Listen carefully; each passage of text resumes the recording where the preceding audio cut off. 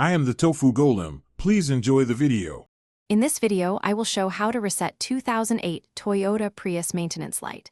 Park the car on level ground and engage the parking brake, then close all doors.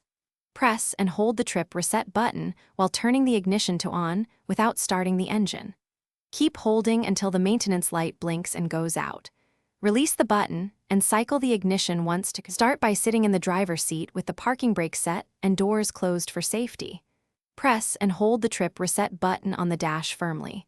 While holding, turn the ignition to on but do not start the engine and watch the maintenance light.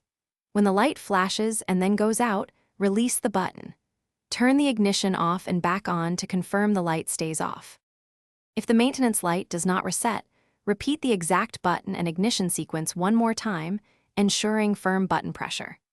Weak battery voltage can cause the dash to misbehave, so verify battery condition if things seem inconsistent. When repeated attempts fail, it is wise to consult a Toyota technician or the vehicle service manual for more advanced diagnostics and to rule out related maintenance reminder faults. Thanks for watching.